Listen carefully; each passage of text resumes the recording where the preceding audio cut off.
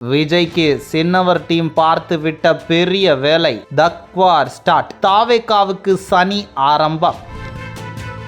கடந்த 2023ஆம் ஆண்டு தொடக்கத்தில் இருந்து தமிழக அரசியல் களம் மாறுபட்ட சூழ்நிலையையும் புது புது அரசியல் நுழைவுகளையும் கொண்டதாக இருந்தது. இதில் மிக முக்கிய கவனம் பெற்றது நடிகர் விஜய். தமிழ் சினிமாவின் முன்னணி நடிகராக அதிக ரசிகர் பட்டாளங்களை கொண்டுள்ள நடிகர் விஜயின் நடவடிக்கைகள் அனைத்துமே அரசியல் குறித்த நடவடிக்கைகளாக இருந்தது. முக்கிய தலைவர்களின் நினைவு மற்றும் பிறந்த நாளில் அவர்கள் சிலைகளுக்கு மாலை அணிவிப்பது, ஏழை எளிய மக்களுக்கு உணவளிப்பது, மாணவர்களுக்கு பாட புத்தகங்களை வழங்குவது, சிற்றுண்டி வழங்குவது, முட்டை, பால், பிரெட் போன்றவற்றை அவ்வப்போது வழங்கி மக்கள் மத்தியில் கவனத்தை பெற ஆரம்பித்தது விஜயின் மக்கள் இயக்கம். இதனை அடுத்து பொதுத் தேர்வில் தேர்ச்சி பெற்ற பள்ளி மாணவ மாணவிகளை தொகுதி வாரியாக தேர்ந்தெடுத்து அவர்களுக்கு பரிசு வழங்கி பாராட்டு விழாவை அதிரடியாக அறிவித்தார் நடிகர் விஜய். இதில் விஜய் நேரடியாக கலந்து கொண்டு மாணவர்கள் அனைவருக்கும் பரிசுகளை வழங்கி பாராட்டியது திரைத்துறையை மட்டுமின்றி அரசியல் வட்டாரத்தின் கவனத்தையும் ஈர்த்தது. இருப்பினும் அப்பொழுது நடிகர் விஜய் தான் அரசியலுக்கு வருவது குறித்த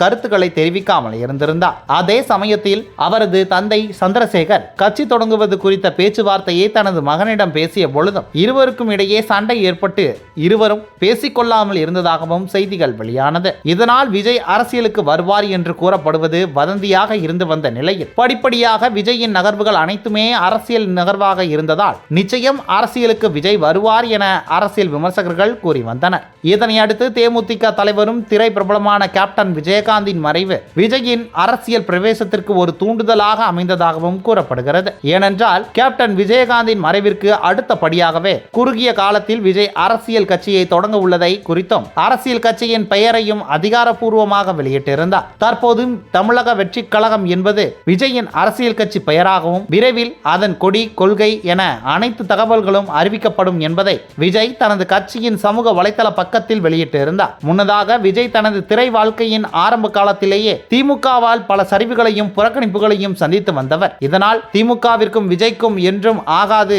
என்று பேச்சுக்கள் அரசியல் வட்டாரங்களில் உலா வருகிறது. இந்த நிலையில் விஜய் அரசியல் கட்சி துவங்கியுள்ளது திமுகவிற்கு நிச்சயம் பாதிப்பை ஏற்படுத்தும் என்று கூறப்படுகிறது. அத்தோடு விஜய் அரசியல் பிரவேசம் குறித்து திமுக ஆதரவாளர்களாக உள்ள சில யூடியூப் சேனல்கள் விமர்சனம் செய்வதையும், அவர் ஏன் தமிழக வெற்றி கழகம் என்று பெயர் வைத்தார், தமிழ்நாடு என்றுதானே வைக்க வேண்டும் என்ற ஒரு புதிய கருத்துக்களை முன்வைத்தும் பிரச்சனை செய்வதற்கான நடவடிக்கைகளில் ஈடுபட்டு வந்தது. இந்த நிலையில் தமிழகத்தின் பல தொகுதிகளில் அனுமதியின்றி கொடிக்கம்பங்களை வைத்ததாக தமிழக வெற்றி கழகத்தின் நிர்வாகிகள் 20 பேர் மீது தமிழக காவல்துறை வழக்கு பதிவு செய்துள்ளது. இந்த செய்தி விஜய் தரப்பை கடும் அதிர்ச்சியிலும் ஏற்படுத்தியுள்ளது. மேலும் ஆளும் அரசு தன்னிடம் உள்ள அதிகாரத்தை பயன்படுத்தி மீண்டும் தன்னை எதிர்ப்பதற்கான நடவடிக்கைகளில் ஈடுபட்டுள்ளது என விஜய் கடும் கோபத்தில் இருப்பதாகவும் தகவல்கள் வெளியாகியுள்ளது.